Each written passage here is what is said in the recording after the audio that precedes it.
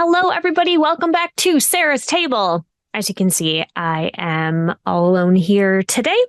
I'm going to be doing a solo adventure that I am sort of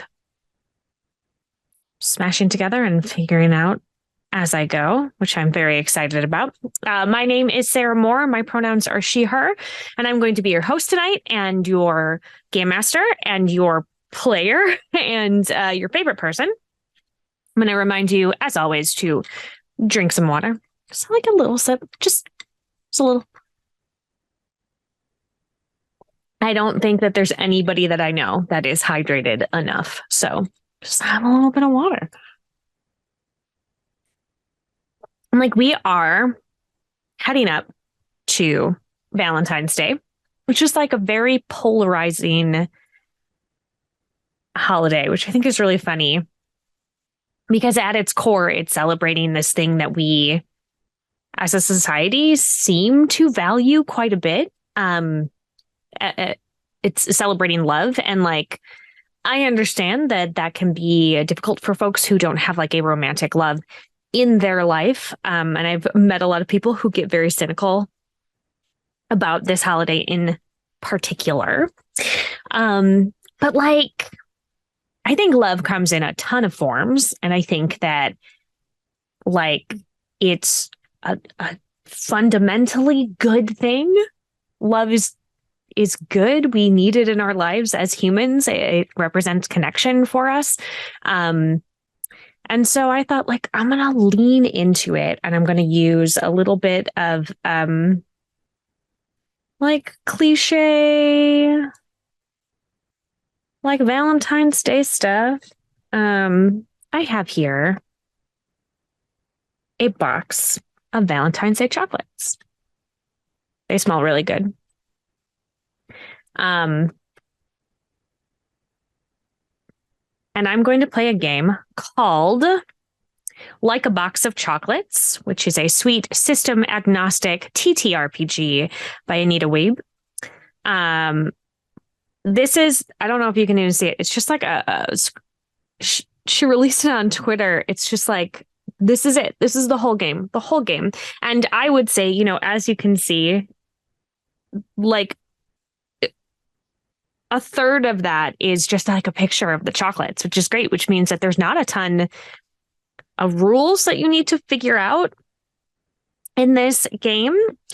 And so to make it a little bit easier on myself, I'm combining that with my Dungeons and Dragons tarot deck, where when you draw cards and you flip to what they mean, instead of giving myself a reading, they also give you a prompt of what could happen when you have that card. So for example, the Magician, if you draw that card, you meet a sage who gives you a key that opens a magical lock. And so I'm going to craft this story using prompts from the D&D tarot card deck.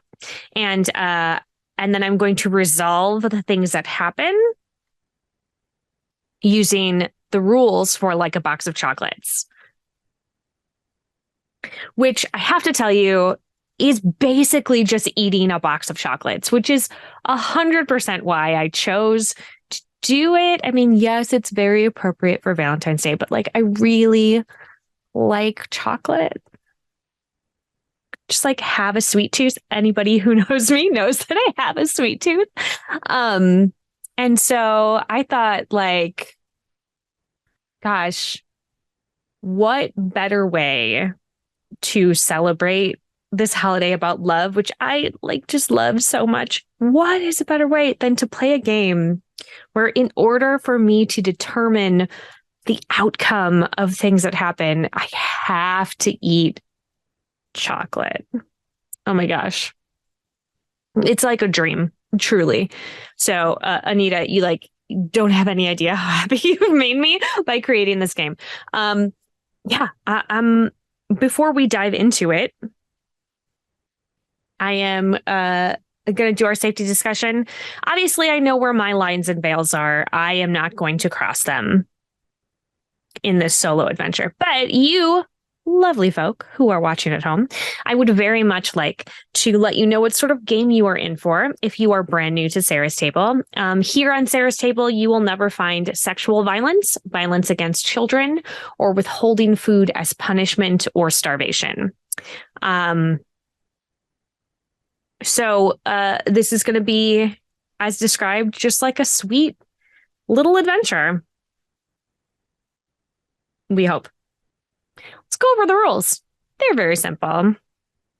Get a box of chocolates. I've done it. I've gotten a box of chocolates. Preferably without the map.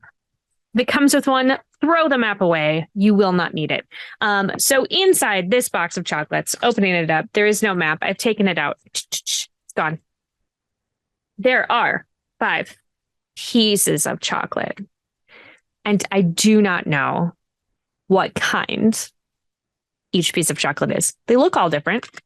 The only thing that I had to do, because I have some funky allergies, is that when I was scouting for a perfect box of chocolates for this, first of all, my God, this smells so good. Really excited about this. When I was scouting for them, I double checked that they didn't have any of my allergies in there. So I do know vaguely what sort of flavors are involved, but only because I didn't want them to cause a reaction on stream. I feel like that would ruin everyone's Valentine's Day. Frankly, certainly it would ruin mine. Okay, I have done this. Begin a story. The story and setting is entirely up to you. Anytime you have to complete a difficult task, select a chocolate from the box and eat it. Here are some of the examples. Slaying a dragon, convincing the guard to free your allies, finishing a hefty to-do list in the face of ADHD, etc. Was the chocolate a flavor you like? You succeed. Things go on as planned. Progress the story accordingly. Did you get a flavor you don't like? You fail. Things go horribly or comically wrong. Let the story unfold through successes and failures. For good or ill, the story ends when the box is empty. Basically, I have 5 rolls to get through my story. So it's not going to be like a giant story. I considered buying a very big box of chocolates in order to tell a longer story because I wanted you, the viewers, to get your money's worth on this week's Sarah's Table. But then I thought, we don't want to put ourselves into sugar shock, and I'm going to be responsible and only have 5 pieces of chocolate. I also have, as you saw earlier, a giant glass of water so that I can sort of continue to cleanse my palate between. Woof. All right, here we go. Here we go. I'm excited to get started. I'm going to start out by shuffling these tarot cards. They are regular tarot card size. I found them at my local bookstore, just nestled between the New Age witchy section and the RPG D&D section, which just, if that doesn't exactly describe where I live, then I don't know what we're doing here, frankly. All right, just gonna keep going. Character-wise, I feel like I'm just like an adventurer. We're in the world of D&D. And probably some sort of just like you're run of the mill. I don't think I'm super high level. I think that I'm just an adventurer, just hanging out, going about my day. Let's see what happens. So I am going to pull a card. It is the 9 of Charisma. Oh, she looks like a pirate. She's pretty dope looking. The 9 of Charisma. Let me see what you say. What sort of thing do you give me? Flipping back to the Minor Arcana of Charisma. We're going to the 9. Something is digging tunnels under the city, and you have been asked to investigate.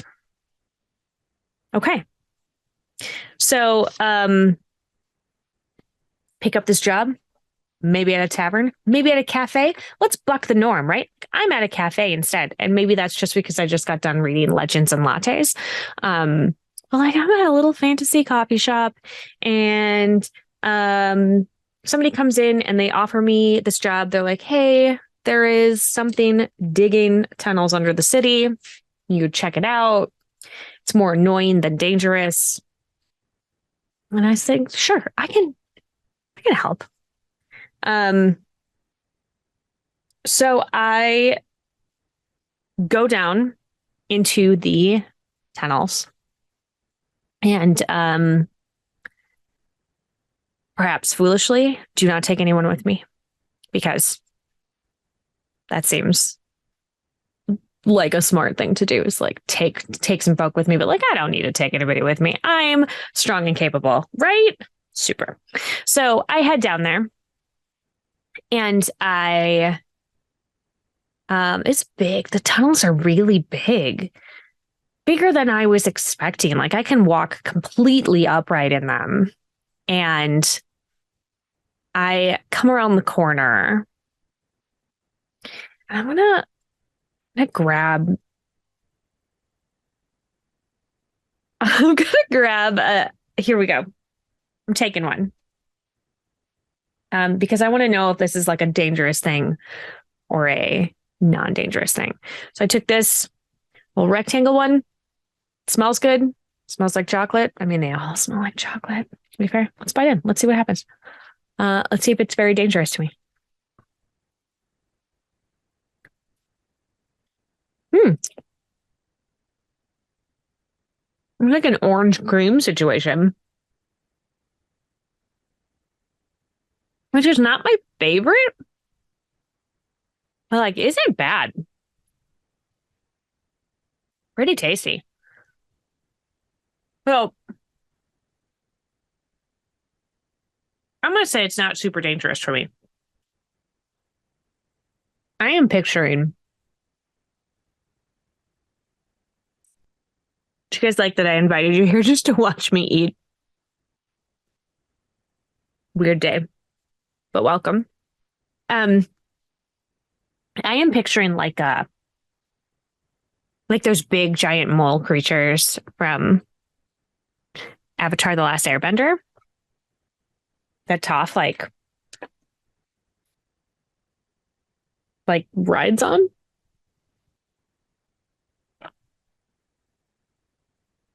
I think they're just like scooting around. I think they are looking to make a new home, to sort of burrow into safety. And now that I've discovered this, see what else happens. The Two of Wisdom. Man, that looks like a big creature, scary thing in the background. The Two of Wisdom. The next step in my journey. Two of Wisdom. Okay, here we go.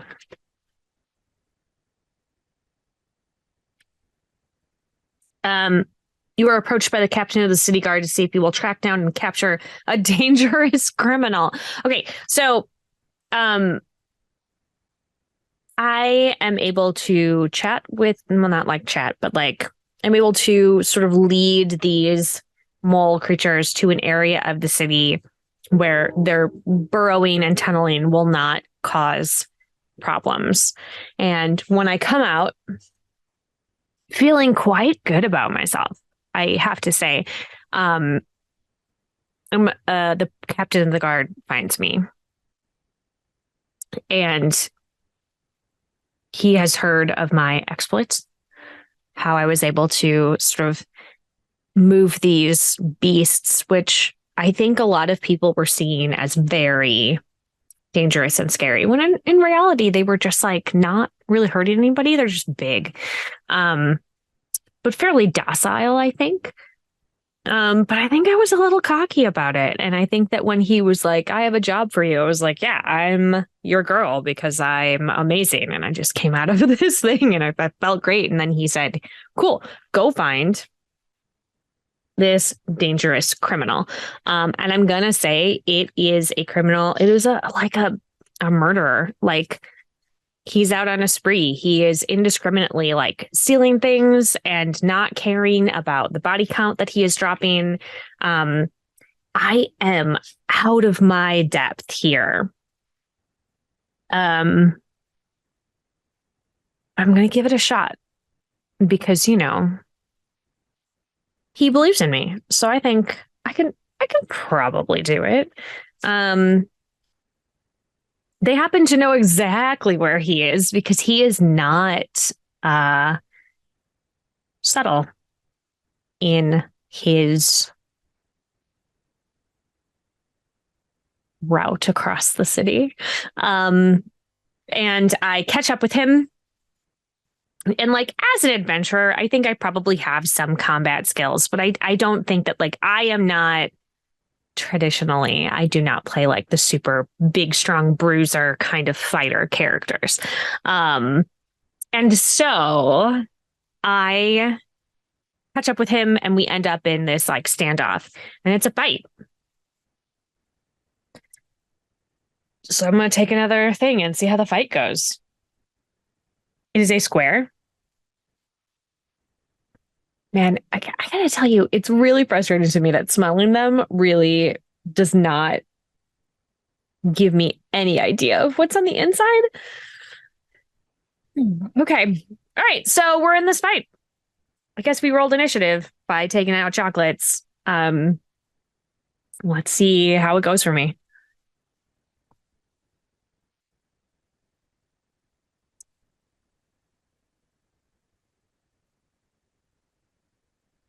Um, hmm.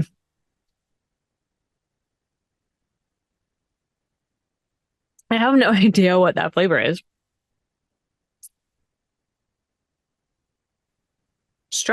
Strawberry? I gotta know. Is this riveting? Like Sarah guesses flavors. um,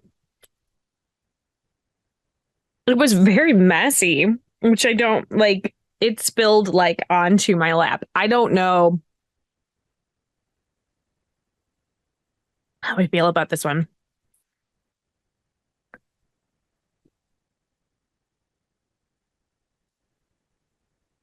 Yeah, I still can't figure out what that flavor is. I think it's maybe supposed to be strawberry. I don't love it. I'm gonna tell you. Um,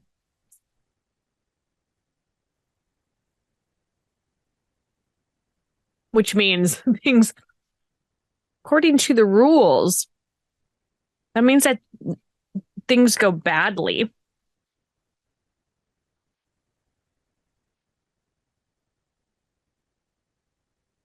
horribly or comically wrong. Um, I think this dude gets away. Again, I'm not a fighter. I'm a lover. We've talked about this. I think he gets away, and I think that he probably injures me pretty bad. I think I end up in the medic tent. It's not a good scene. It's not a good scene. And what happens to me in the medic tent? Let's find out. I drew temperance. The major arcana. What happens to you in the medic tent, Sarah? Ba-ba-da-ba-bow. Turning to temperance. Oh, well, that's nice.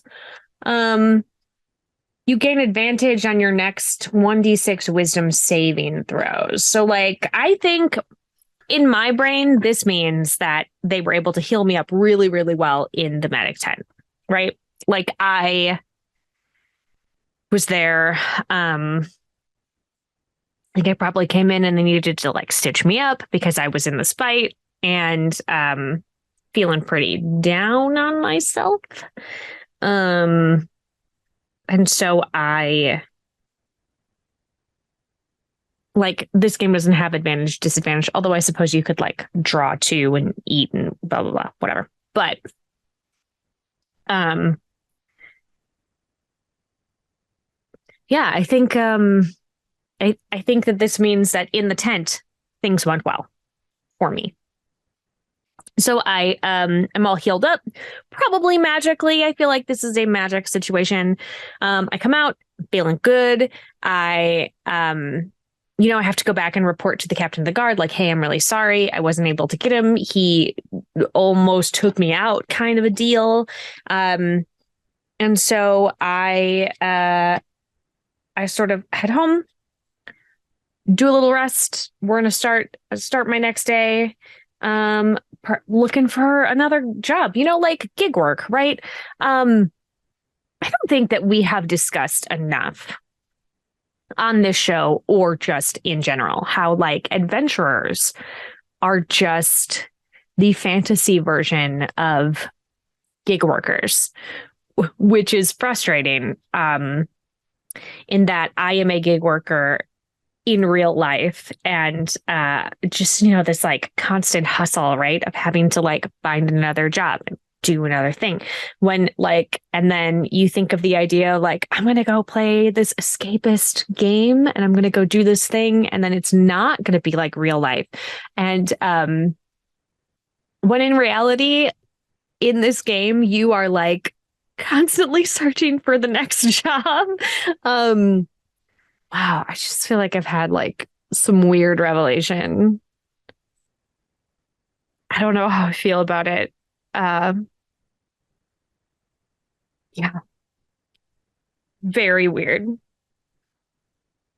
Let's see what next gig comes my way. The Six of Charisma. He looks fancy. Six of Charisma.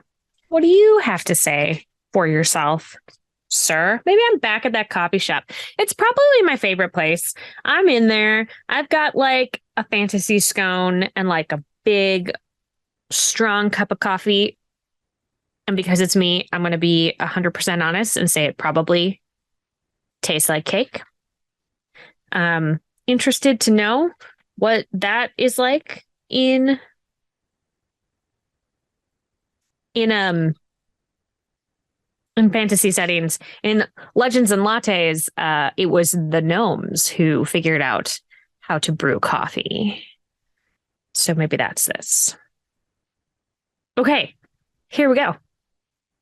I'm sitting in there, hanging out, drinking my coffee, maybe feeling a touch sorry for myself that I wasn't able to complete the job from the day before.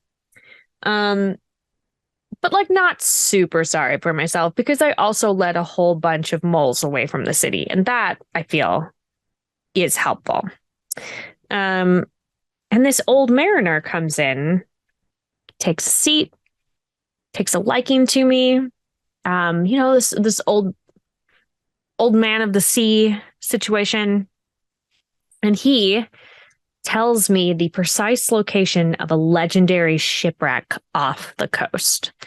I love a treasure hunt. Oh boy, I love treasure hunts. And again, we're gonna dive into Sarah's personal life. Like, what are you into right now, Sarah? I am watching the new series on Disney Plus, the National Treasure series, which like started out in this like very small, like chill sort of like, ooh, there was a hidden room and it had a clue, and it has spiraled into like a prison break in Mexico. This series is wild, but I love treasure hunts. I love heists, and like I understand that they're not like Oscar worthy sort of movies. But like, damn it, I love those National Treasure movies. They're just so silly and fun. And like, sit down and make yourself popcorn. All this to say that if Fantasy Sarah is anything like regular Sarah, she is jumping at the idea of being able to go check out the shipwreck, get some like amazing loot that nobody has found for years and years. So yeah, so I'm going. Here we go. I go by myself. Obviously, I go by myself. You can't trust anybody. If those movies have taught me anything, right? Like you have to be very careful of who you trust. So I'm off. I'm off. Here we go. I go out to this location. I look around. I find what I think is the ship, and I'm gonna grab a chocolate to tell me if I find something great there, or if I find something not great there. I'm gonna grab. Okay, I'm gonna grab this boy. He's a little circly. He's got like a little design on him. And he's like a traditional like bonbon shape. Okay. Let's try it.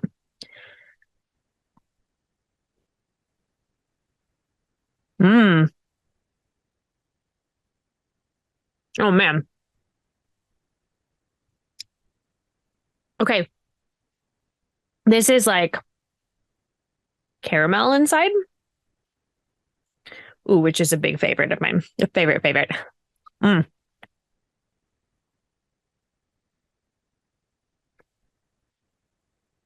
Happy Sarah dance. Okay. So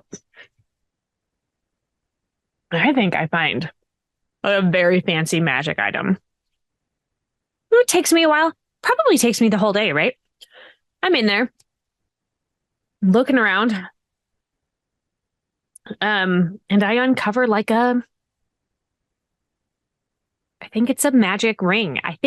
Yes, I think it's going to be some sort of magical jewelry, a ring, a cup of some kind, like a necklace, something small that would be easy to lose inside the shipwreck. I think everything else has been sort of like definitely stripped away. There's probably like, rotting away,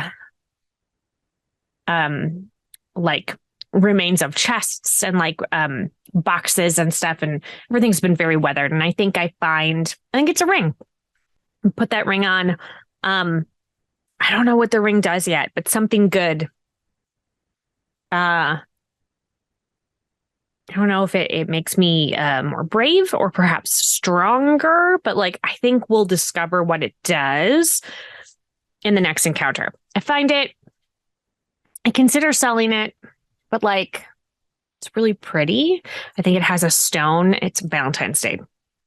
This is the Valentine's Day thing, so I think it's going to have like a red stone in it of some kind. Just really lovely. All right, I'm ready.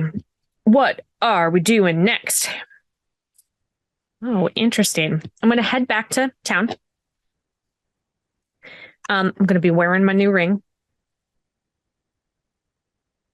2 of strength. I think because I took all day, I head back home. I take a little rester, and the next morning I'm back at the coffee shop. 2 of the 2 of strength. On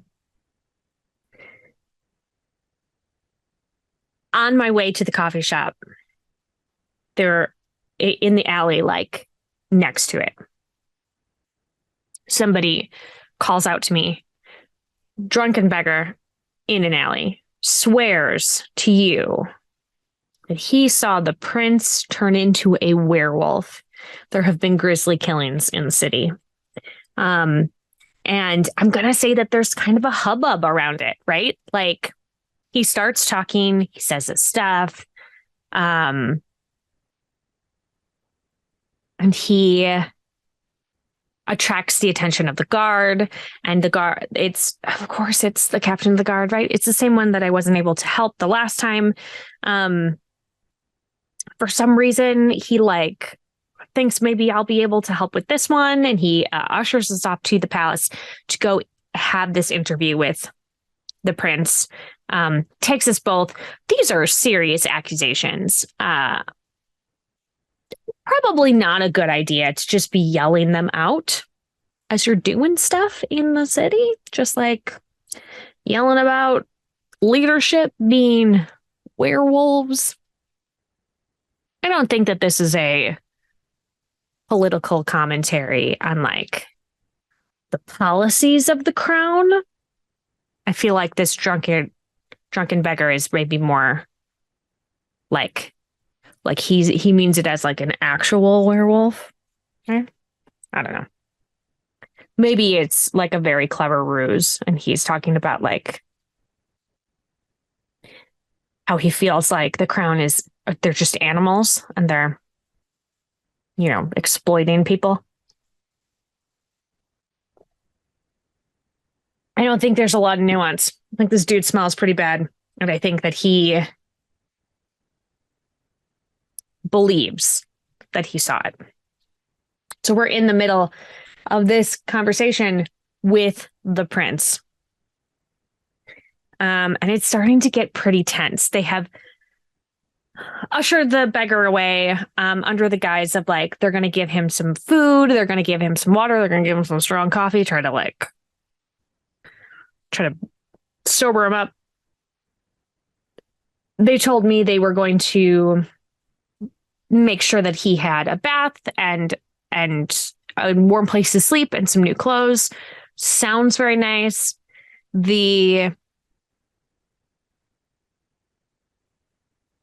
Okay. So now I'm chatting with the prince, and I'm trying to question him about what he's heard about. I noticed that maybe he's got like some like what look like wounds on his head, like scratches and stuff on him. Let's see what happens. We're going to eat this heart. Don't fail me now.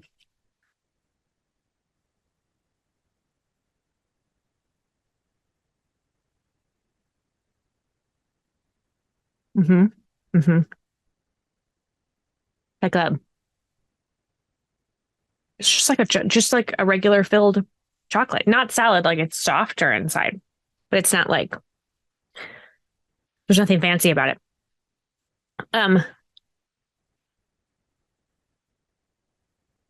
So I don't dislike it, which means that it doesn't go horribly wrong. Prince does not turn into a werewolf in front of me, which is great. I don't want to be a werewolf. But it's also not like one that I love. It's not really good. What flavor I like. I feel like this is a neutral outcome. I think that I have very strong suspicions that the prince is indeed a werewolf. But I'm just like not able to prove it at all.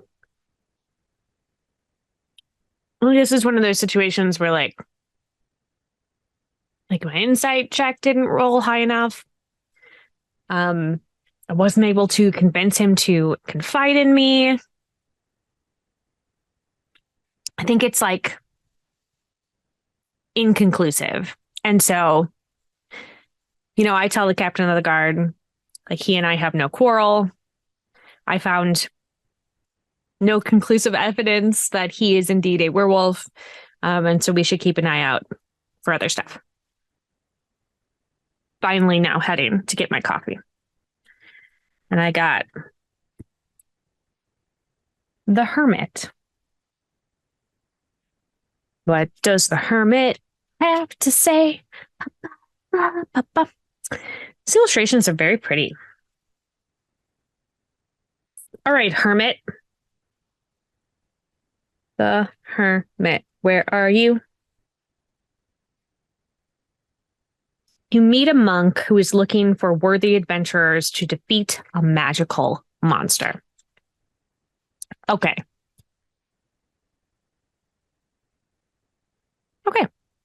So I head back. I get myself a coffee. I get myself a pastry. I have earned a pastry. I think, you know, just like a big, giant, flaky croissant, like really buttery, just sounds really delicious. But I think the coffee shop is pretty like busy now. And I feel really unsettled because I just had to have this interview with royalty, and that's not a thing that happens to me very often, I would say. So I get my stuff to go and I'm gonna head home, sipping my coffee on the way home. I think maybe I didn't even do coffee. I think maybe I did like a hot cocoa situation with like a little bit of cinnamon in it and like really tasty stuff. Like I am just like big steaming mug of comfort, right? And then this big buttery croissant, and I'm heading home. And I think there is a dude on my doorstep. I don't know why he's there. I don't know why he chose me.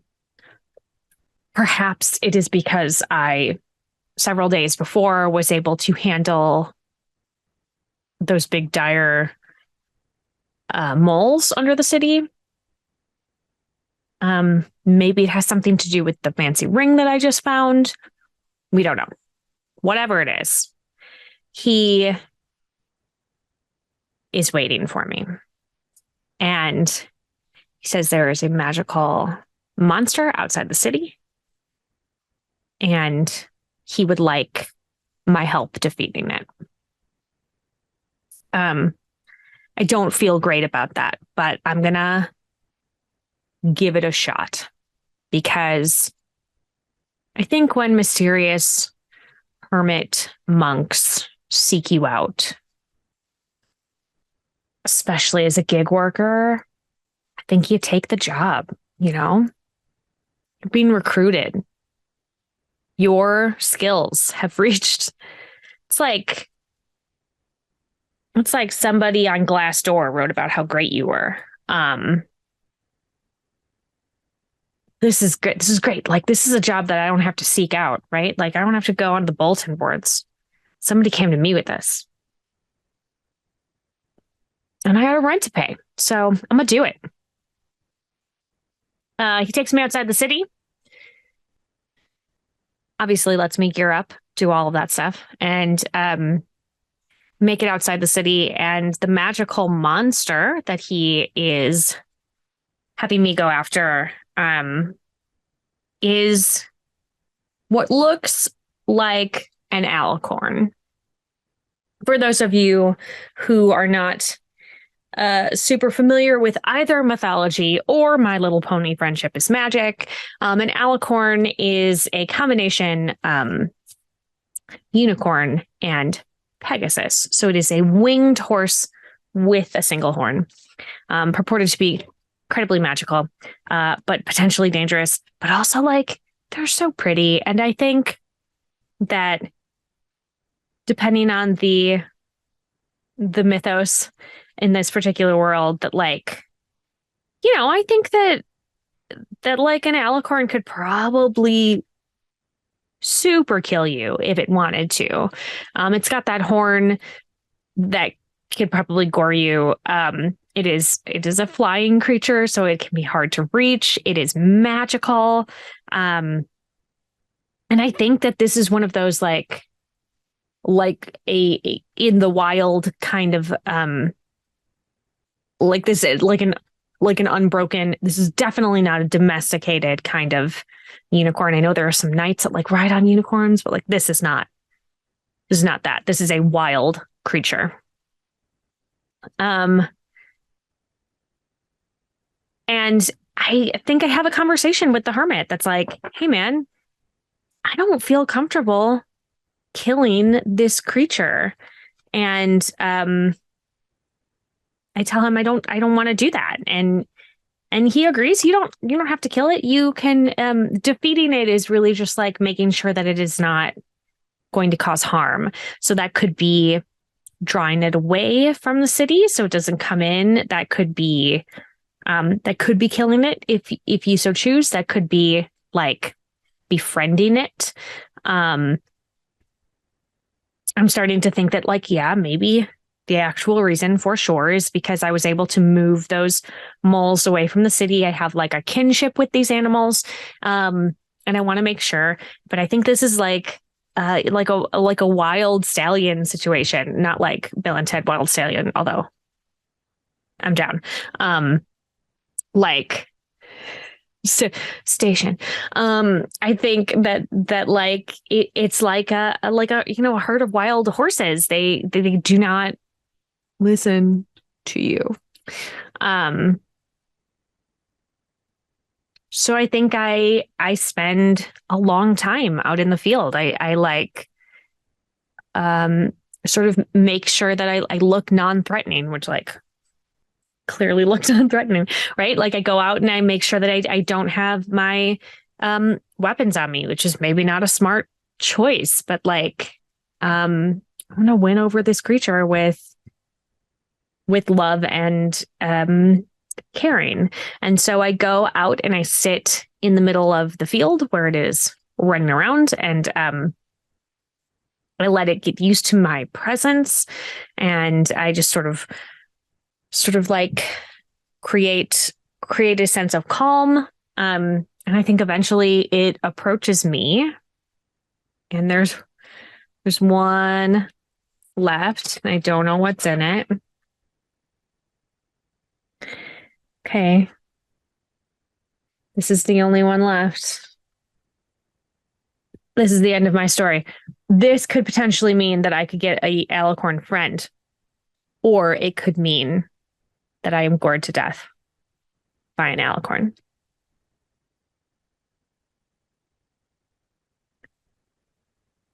All right, we're gonna try. Let's try. Hey, hey, let's try. And like, if it doesn't work out in my favor, you know, we gave it a valiant effort.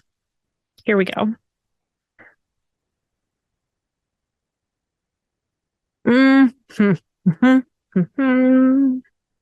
Mm-hmm.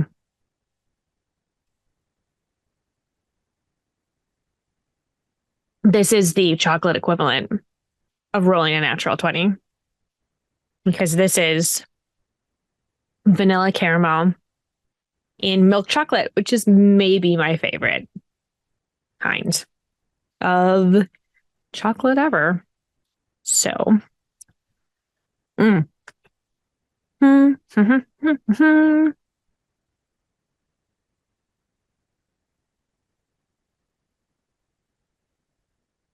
This means that your girl just got herself an alicorn friend. Um, I think that it takes a while. I think that the two of us are chatting, and you know what I think it is? I think that the ring that I was able to find is pretty red ring. I think the stone glows a little bit, and I think that it is like it allows me to communicate with the alicorn directly. Sort of like a speak with animals kind of situation. And I already was good with animals because I had already dealt with like the moles and all of that. And I think that like this alicorn and I become like super good friends. We could become companions. I think he's probably pretty ferocious if he would like to be. And so I think that together he and I go on like big adventures. We do more jobs together. What a wonderful little epilogue that is. So what else happened? I think I am able to use this ring to also chat with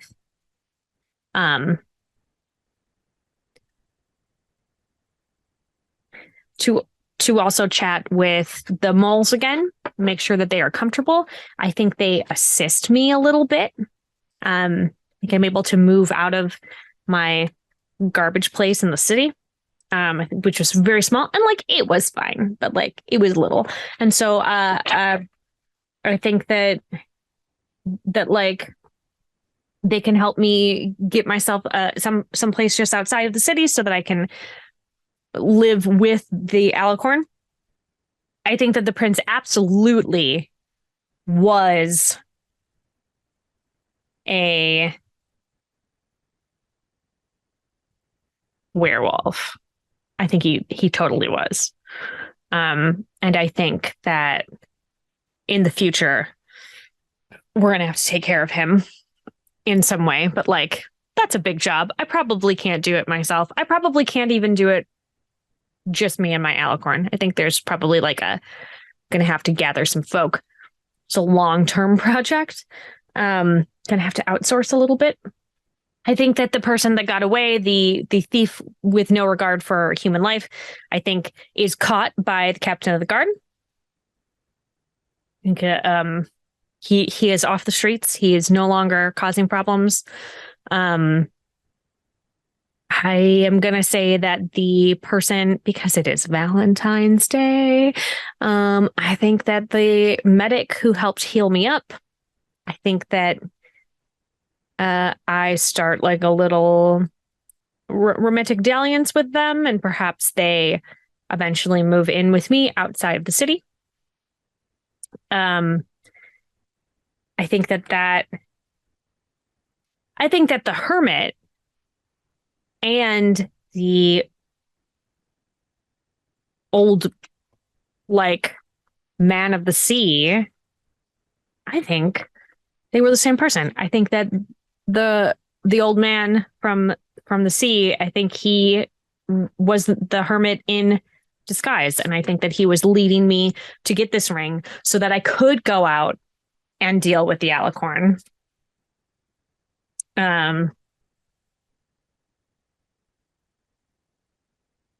Yeah, I think that was great. That was fun. Um, but I did draw one more card to sort of like I've come up with all that stuff. I drew the sun. Beep. There it is. Drew the sun. And what exactly, and I'm gonna read what I think like the next steps are.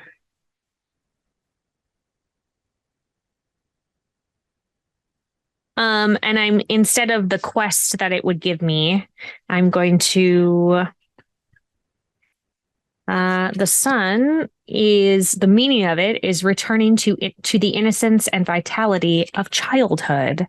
I think maybe that Fantasy Sarah's story ends with adding a child to the family. I don't know that if that is by natural means or adoption, because or magical means, perhaps, because just like real life Sarah, I think Fantasy Sarah is queer, so her partner may not be a man. But I think that they expanded their family. I think if we check back in with them later, we will see that they have a little one running around. That was super fun. And the box is now empty. So for good or ill, the story has ended. Although I think it ended for good. I think it was a good outcome. Maybe you disagree with me, but like I feel like Fantasy Sarah did a lot of great stuff. It was a packed week.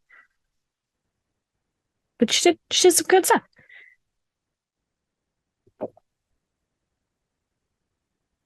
So,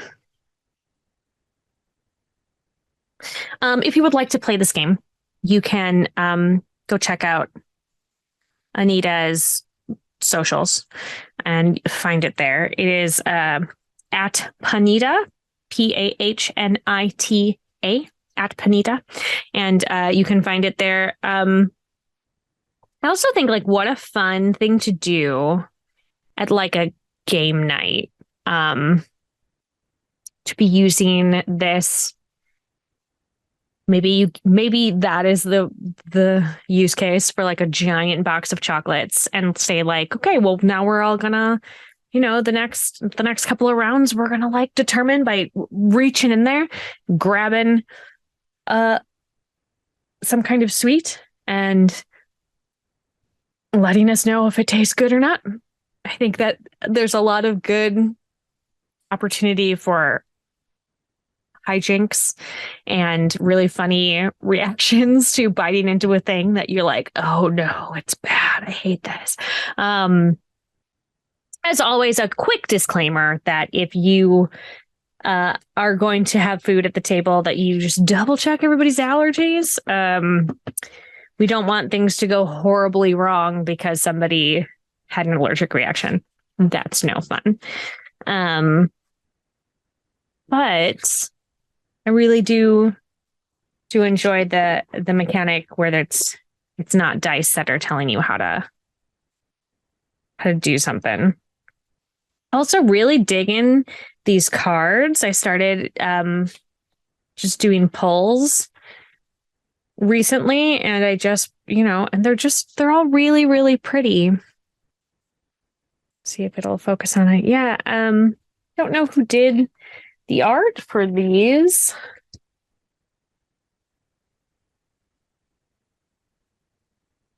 I'm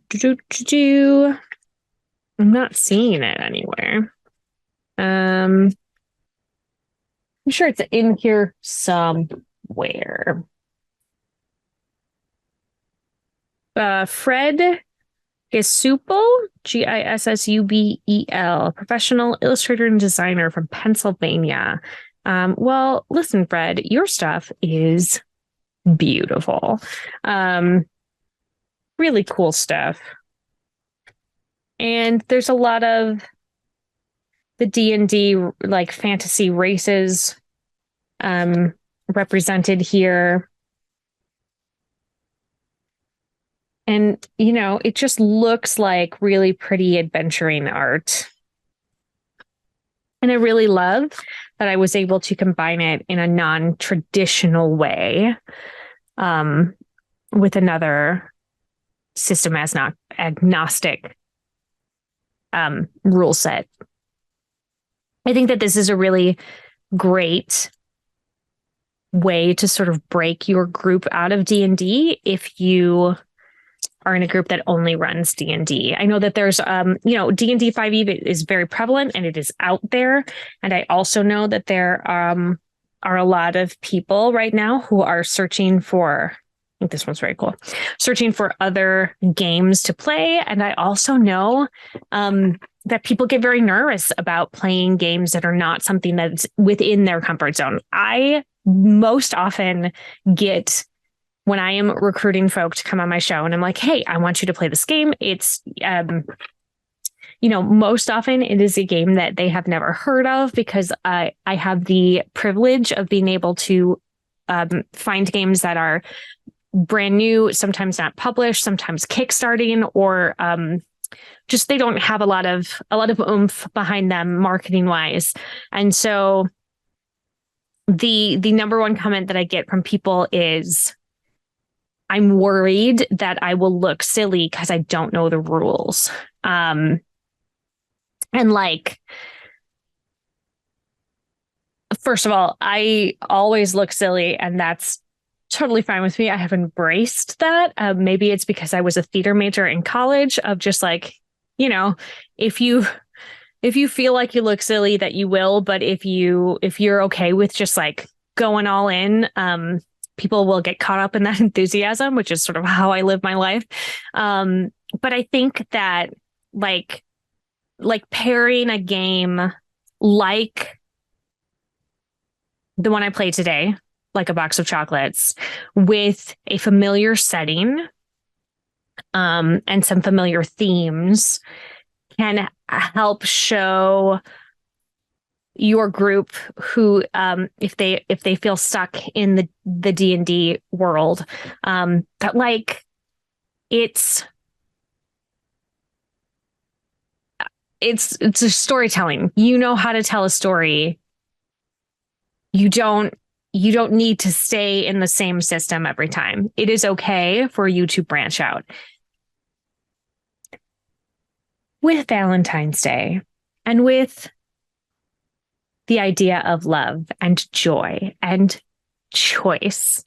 I would like to challenge you, it's Valentine's Day, to pick up a system just because, like, that you haven't played before, just because you love a single part of it, right? Like maybe, man, you have always loved princesses. Awesome. Pick up the excellence by 9th level. Maybe you have always wanted to play a god because you just like love the mythology. Rad. Go play the crowned. Maybe you have an idea that you've always wanted to play in like a fairy tale world. Pick up We're All Mad Here. I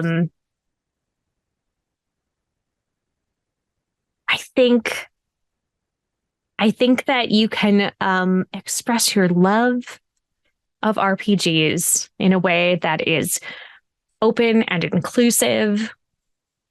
And if you are worried about rules, how you're going to get people to play with you, maybe do a soft intro, and at session 0, you build your characters and then you throw like a box of chocolates on it. And everybody gets a sweet treat. And then everybody gets to learn who their character is without having to worry about if they're playing the rules exactly correctly. Yes, do that. And then like, tell me how it went. Find me on all my socials. I'm at Pixies and Pins everywhere on the internet. And I would love to hear how your chocolate eating went. You guys just watch me eat chocolate for like an hour. So like, I think it's your turn. Go have yourself some chocolate. I would like to thank Anita for making this game, because chocolate and Valentine's Day and joy. I would like to thank Gen Con for giving me this platform, because listen, if 14-year-old Sarah found out that as an adult, she would get to eat chocolate on a stream while playing a game and have that be her job, she would lose it for real. So thank you, Gen Con, for letting me spotlight games and figuring out all of this cool stuff and sharing it with everyone. Thank you to Jeff Moore, my partner, who is also my editor, and he's going to put this in the box that you see on the screen right now. It's definitely already there. Probably. I don't know. Thank you to Marcus Mays for being Johnny on the spot. He's our tech at Gen Con TV. Thank you to all of you at home who have gone on this weird, self-indulgent, lovey, sweet-filled journey with me today. Yeah, like,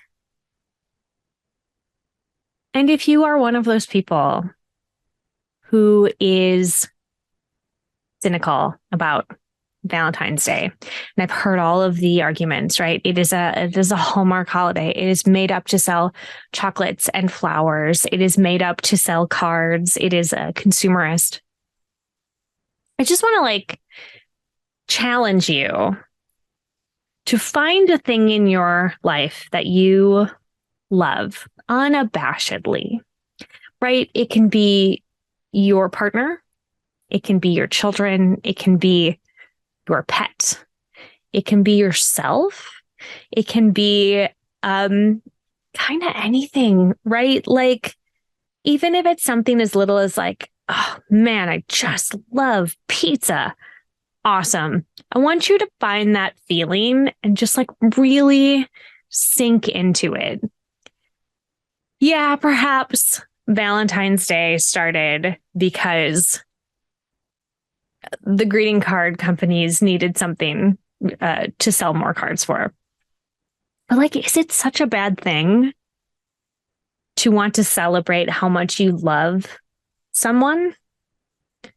I don't think so. So I think like Like find a thing. What's the thing you love? Tell me the thing you love. I can't wait to hear it. Find me on those socials. Tell me what you love. And as always, keep making art and keep being art. I will see you next time. Mwah!